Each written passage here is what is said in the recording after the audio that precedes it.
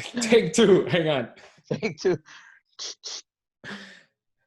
Hey guys, welcome to another video. For those of you who don't know me, I've been your local real estate expert in South Florida since 2006. I focus on the finance side of things. My team focuses on the real estate side of things. And I try to bring you some local updates as it affects South Florida. In particular, today we have Daniel Funes. He's an immigration attorney. We've had him on before.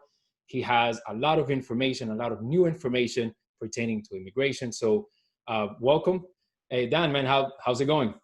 Hey, Mario, pleasure to be here on round two of our conversation. And as you said, South Florida being an immigrant, kind of spot for all of the United States, we're always here with great news for immigrants and what to do and tips and all that stuff. So thanks for having me. Yeah, man, of course. So, one of the things that I focus on is, so there's a lot of news out there, and they're like general news, right? They're like the market is up, the market is down, real estate is up, real estate is down. But I like to focus on South Florida, right? This is where we live. Sure, some of the updates, some of the information we give may apply in other areas of of the state or maybe of the country, but I like to focus on South Florida. So when you talk about immigration, I know you're here, you're in Miami. Like, how has immigration been affected or has affected South Florida since we started this whole COVID-19? Yeah, that's a good question. When because of our location, as you said, there are certain communities, right? We have big communities in South Florida. Brazilians, for example, that's probably the latest big change that's happened recently that's affecting South Florida. As of Friday of last week, President Trump put a suspension of immigration, whether it's travel, whether it's work, for Brazilian citizens or anyone who has been in Brazil for the last 14 days. So that creates a lot of stress on people to travel and move around, and that's something very I would think that South Florida probably has one of the biggest populations of Brazilian immigrants. So that's something that's affected our community. So if I am a Brazilian national and I travel to Brazil, can I then come back? They're even giving issues with that. If you're a Brazilian national, they're suspending that travel. There's a travel ban for all Brazilians. If the person is a U.S. citizen, because they maybe have dual citizenship, I've heard some stories that they're even trying to quarantine them outside of the United States, or some airlines are trying to send people to a third country where they can spend 14 days and come in. But at the end of the day, if there is someone who is a U.S. citizen who's been in Brazil, or even a permanent resident, or even has family in the United States and wants to avoid that kind of suspension and travel ban, that should be something that they can do. Contact our office. We can go through consular avenues to try and get them back in the States. So so essentially, no one from Brazil is allowed to come into the United States right now. Only citizens or residents? Correct. Yeah, that's correct. And it's affecting people who maybe had some visas and in process, and they were waiting to come to the United States to join their employer or join their family. So it is something that we didn't expect it. It was literally from one day to the next. And I don't think anyone would be surprised if any other countries get added to that list. As COVID starts kind of taking a grip over Central and South America. They're probably a few weeks behind us in how the wave of infection has gone. So some of these countries are at the peak of infection, hopefully, and they're adding all these executive orders to try and quarantine those countries from entering the U.S. So, it's one thing. As soon as we know, we share that information. So right now, is it only Brazil that has this?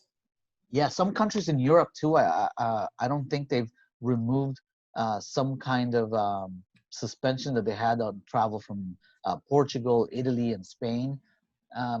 But now what they've done with Europe is that they've designated certain airports where they can come in and they're inspected a little bit more closely. Mm-hmm. But from South America, that really impacts South Florida, as we mentioned, only Brazil so far.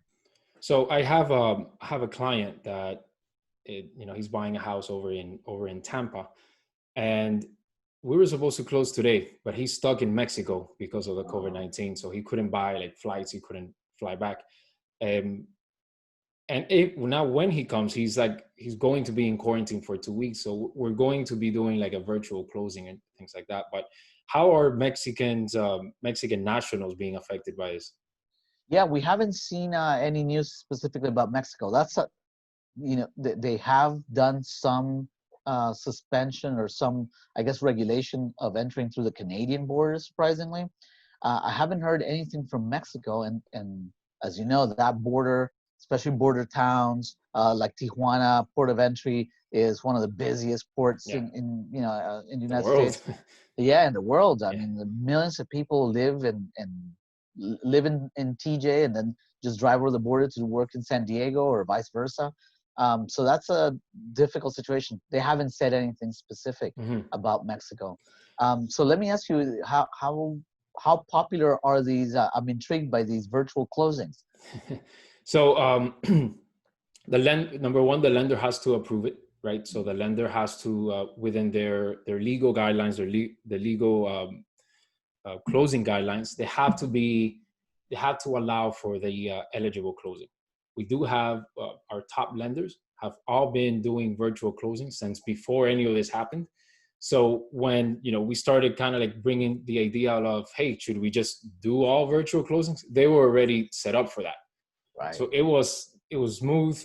Not all lenders are set up to that. So I would say that to anyone that is going through like maybe a mainstream bank, like they may not be set up for these type of virtual closings. So it's one of the cool perks to dealing with someone like me, that you have a little bit more options at hand, right? So for example, this client that's is stuck in Mexico, if we would have had something where we can close virtually, it would have been great. The only problem was that the Mexican embassy is closed and they wouldn't allow him to go there, to have his papers notarized. Otherwise, we would have been able to do it. Yeah, I think that's one of the biggest things. All the consulates and all the embassies around the world, U.S. embassies around the world, are closed. Yeah. And they're starting to open up, but it's going to take a while for everything to be back. Yeah, I can say, as it relates to property values down here in South Florida, when when investors buy in South Florida, essentially part of what you get for buying in South Florida is that melting pot of clients from everywhere, right? Yeah. And you are essentially lowering your risk of market downturns because you have access to the Americas. You have Central, South America. It's a big retirement spot for Canada, for states up north. So South Florida is different. It's a different market per se than most of Florida, but cutting out the South America, Central Americas from having access to buy property in South Florida definitely hurts us a bit, right? So there's a lot of foreign investors that come in and they buy condos, they'll buy homes, and they'll either put them on Airbnb, they'll put them on long-term rentals and so forth, or it could be their second home. These are people that are flying here, they're investing money, whatever. There's different reasons, right? So sure. Closing out or not having that travel, not having people fly in from to purchase their investment properties, I think definitely cuts out a big portion of the pool of buyers that you'd otherwise have, right, in South Florida. We haven't seen any decline in property values yet, right? But once common sense says that if you take out 30% of the pool of buyers from having access, at some point it's going to either stop increasing or it's going to level out, right? So I think that cutting out, Brazil was big, right? We have a big investor base here from Brazil, Russia, obviously. There's a lot of big investors from over there, Europe. There's So cutting out essentially, foreign nationals to purchase in South Florida, I think will eventually hurt property values a little bit. I don't think it's going to be, anything like 5-10% decline in property values. I really don't think that, right? But it does hurt in the sense that if you're taking out a portion of the pool of buyers that, have access to buying properties, then obviously, it's going to hurt property values a little bit. Right. So I can say that we're not doing right now. I haven't seen any foreign national loans come across my desk. Wow. So Yeah. not so much that So when the COVID-19 started, one of the updates that I immediately gave was that the non-QM loans had stopped. Non-QMs, things involve foreign national lending. Right. So those were one of the first loans that automatically just taken right at the top of the table, right? So we are seeing them come back into the market, however, not for national loans, right? So right now, if someone outside of the United States wanted to come buy a property here, they'd have to either purchase with a private loan or purchase cash, which it could be. I mean but then you run into the immigration risk or factor, right? Now I want to buy a condo, or a house in the beach, but now I can't because I can't come in. Yeah, and a conversation that I've been having with a lot of my clients is how do they, a lot of these things, real estate, immigration, everything has to do with confidence. How confident are you in your local economy? So my question to clients and their conversation is, do you think that after COVID, is Brazil, Argentina, Colombia, right, Central America, do you think they're going to recover slower or faster than the US? That is a conversation that people need to have by themselves with their families in kind of expecting and putting a future vision of where they are now. Where do you think they're going to be in 6 months, in a couple of years? This situation may have maybe a longer lasting effect in some economies than others. I know that even United States people are complaining $1,200 as a stimulus check. It doesn't go very far, but that's a lot more than some other countries are receiving. And with people, especially Central America and Mexico, with people not being able to work, these are economies. For example, Mexico and most of Central America, the biggest inflow of cash, of money, their best export is people. It's people that come here, work, and send money back home. And without those, what results are going to be in their economy, and do they think that the U.S. is going to have a faster economy?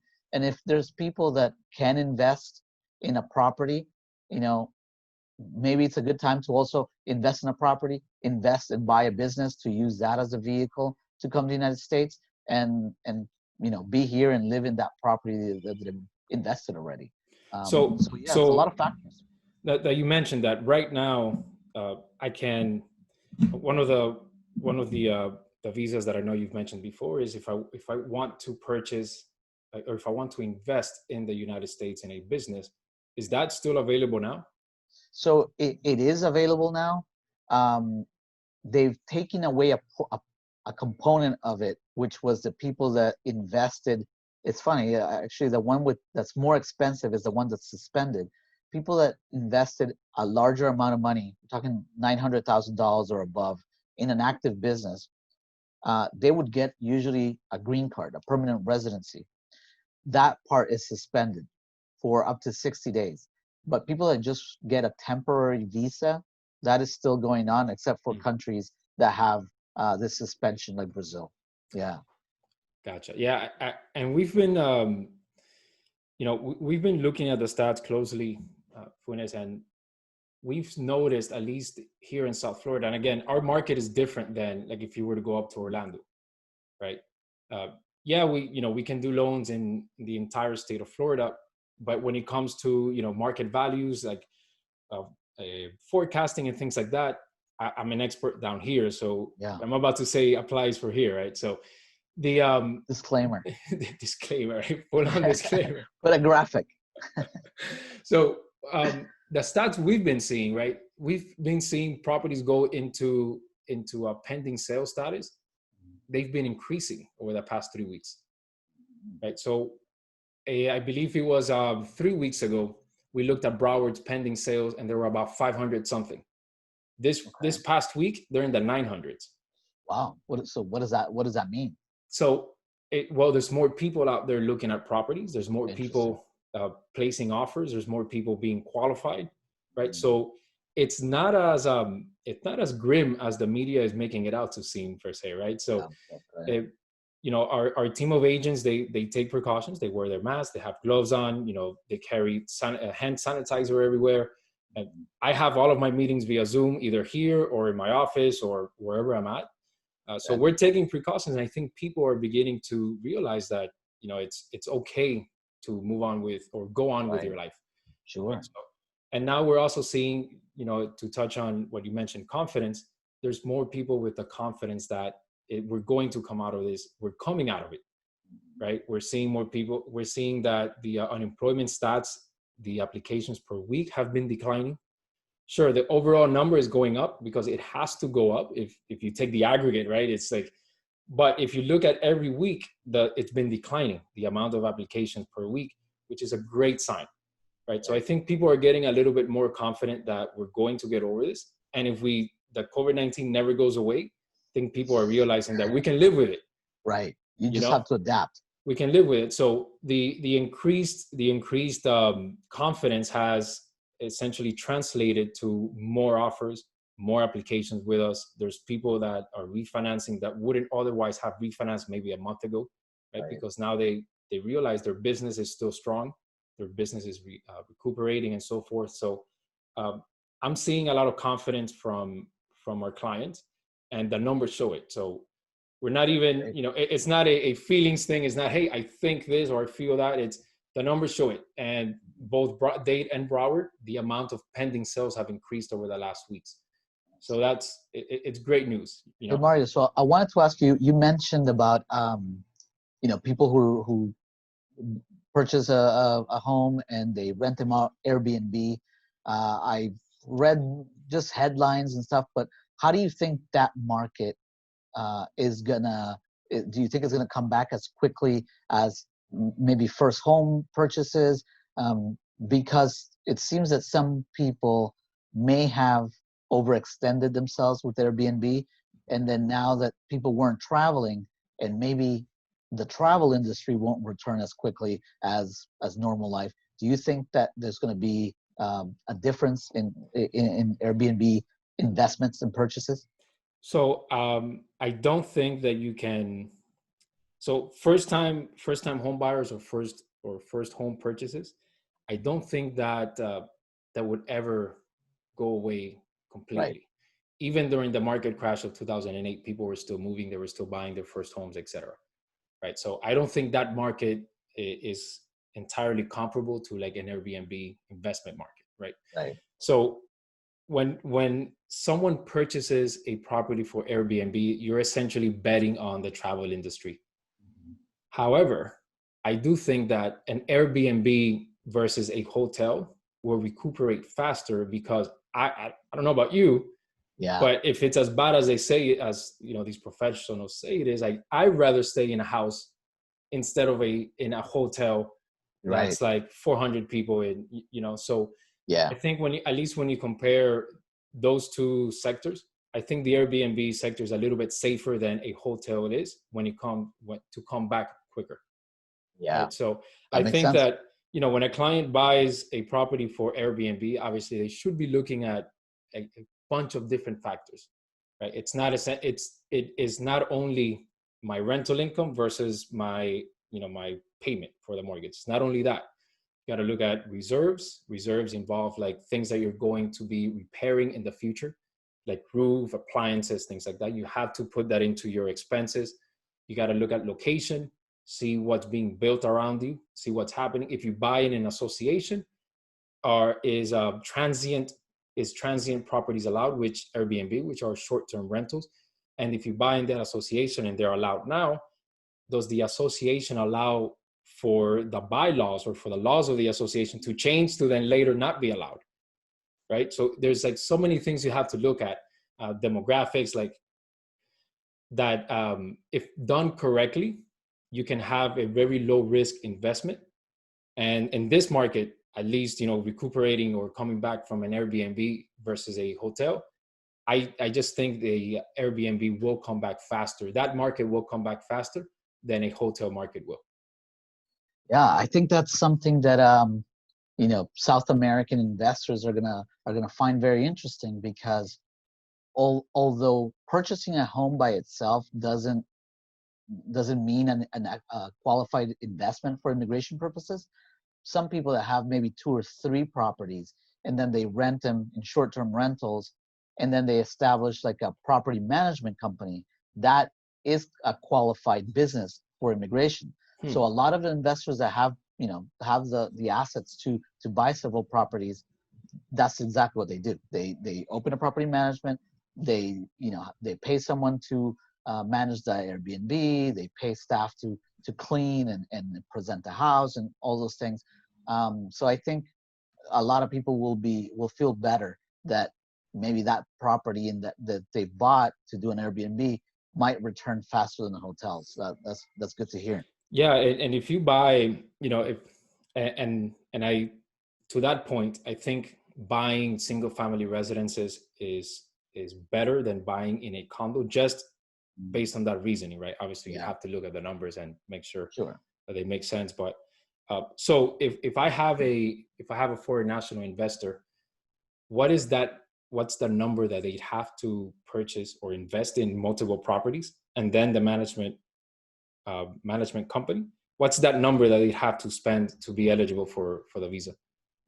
Yeah, so the property itself, the cost of the property would probably not be factored in, but and there's no specific number because it's not like codified in the laws. There's no law that says, oh, this is the specific number that you have to hit. But most attorneys would agree that any investment in the business of $100,000 or over is something that can be very viable for that type of investor visa. And a lot of people, what they do is a couple positions in payroll and maybe some equipment like a cleaning van or something like that can be used to factor in that money. And it doesn't have to be a one-time like $100,000 payment. But what it could be is some money put into an account as just working capital for the business. And then if they hire, let's say they lease an office or something like that, that contract saying that you are in a contract to pay your rent for the next year and a half, you can calculate all that total of that contract and say, okay, we are invested or in the process of investing this money, and that's how we get to that number. Would like remodel and repair cost? Absolutely, that would go into the effect. If you have to argue that those repairs are for improving the property for short-term rentals, then that can absolutely be calculated in there. I'm thinking, right, if you have an investor that has, let's say, 300,000, right? Instead of buying one house cash, 300,000, maybe they can buy 3 with 20% down each, and then that difference in money, remodel these houses, create a company that manages them, create payroll, create all of these jobs, all of these opportunities. Now they qualify. Right. Absolutely. They would. This, of course, like everything, a lot of factors to be considered, but that does sound like something that can be done. We've done it with people before, and they have 2 companies, maybe one company that owns the properties and then a different company that does the property management. And we've had really good luck with that. It's one of the biggest growing trends for those types of visas. People sometimes don't want to invest in food restaurants or franchises. They still trust real estate, and that's one way of using both a very secure investment as real estate to get their visas. Yeah, and I'm big in diversifying, right? I don't think you Yeah, should have put all your money in real estate, because if it sure. crashes, then you're in trouble. Right. Of course. And and we seem to have that same that mindset across the board when it comes to the investors that we deal with, right? They want to put some of their money in real estate, some of their money in like restaurants and things like that, Yeah. stocks, 401ks, 2 or 3 Bs. So the last time we talked here, Funes, we talked about how the immigration they had stopped seeing cases and things like that. Can you give us an update on what's happening with like the current matters in the immigration applications that were in or have gone in during this time? Yeah. So immigration is still, part of it is open, meaning USCIS, that are the ones that process new applications, those are still open. What remains closed is immigration courts and immigration local offices, service centers. So people who usually would be going to an interview in the last couple of months, that's whether it's a naturalization, if someone's becoming a U.S. citizen, they go to a center to get tested. That's been closed since I believe May 20th or 21st. People who go to interviews because they're applying for a marriage petition, marriage green card, those are still closed. And of course, most deportations, the only deportations that are open are actually people in detention centers, because of course people don't want to be bond hearings for detention centers are still open. But so it's going to be an interesting thing to see it reopen. We're talking about thousands and thousands of delayed appointments that Yes. have to get scheduled at some point, So, and at the same time, if they're smart, they're not going to reopen at 100%. Just like restaurants are at 25%, I would imagine that immigration offices are also going to be at 25, 30, 50%. So it's going to take a while to catch up. It's definitely going to take a while to catch up. We are telling people, hey, don't add your own personal delay or indecision into the delays of immigration and COVID. So apply now, stay in line to at least get your process rolling, and when things open up, hopefully you're in a better position than if you had not done anything. At the end of the day, there's only a few limited options that people have. I think especially immigrants that are in the United States, that have maybe been in the United States for several years, possibly undocumented, you start getting a little bit too comfortable. You think that if you ignore it, those things are going to go away. And the truth is, and I want to be the first one to say it, that they won't go away. They'll maybe become more complicated. So taking a decision is one of the most powerful things that you can do on any level: immigration, purchasing a home, any action. Take a decision, get some help, and get the ball rolling. And on on our end, about 2 or 3 weeks, maybe even a month ago or so, I'm not sure if we talked about it during our talk here, but I was telling people, we're getting a million phone calls about refinancing, especially when the Feds drop the interest rates to zero, which Right. really don't affect mortgage rates, but the media makes it seem like it does, which is okay. It's understandably so why people would assume that mortgage rates are at zero. So we got a bunch of phone calls, and what I was telling our clients was, apply now, but don't lock in your interest rate, right? So we were putting everyone into application. We were collecting documents, and we followed up with people. Some people were saying, I want to hold off. I said, get your applications in. We'll put it through underwriting. We won't lock in your rate. And I love to be right. Nice. About a week ago or so, boom, there was a drop on the rates. Everyone that had been already in line, right, that they followed advice. Yeah. Man, we locked in the rates, boom, ready to go. And the rates that we've been locking them in are in the 2%. Wow. Right? If they would have locked in the rates when they started, assuming it was a 0%, it wouldn't have been that low, right? Obviously, every case is different. If you pull cash out of the equity of your home, Sure. your rate is going to be higher. That's just what it is. Your credit score is lower, obviously, right? But your client that has 740 credit, 720 credit, even 700 with some equity in the home, and they were just refinancing to lower their interest rate, lower their payment, man, those were the clients that now they're seeing that 2% in the rates, because they were ready. Essentially, it's the Right. same thing you're telling them, right? Yeah. If they wait now, I'm putting in a bunch of applications now. What's happening is there's a backlog in underwriting, because now the rates have dipped. Now we can offer you the 2.8, 2.9 rate, but there's so many people in line that the underwriter's taking a little bit longer to get to those applications, which is Right. okay. Eventually we'll get to it, right? But to your point, Yeah.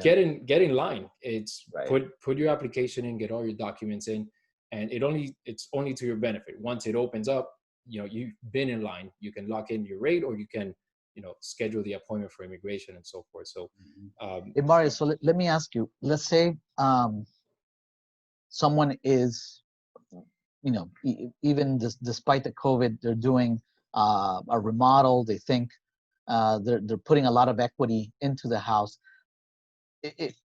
And these are all, I understand that an educated guess is probably the best that we can get, but how long do you think these rates will remain?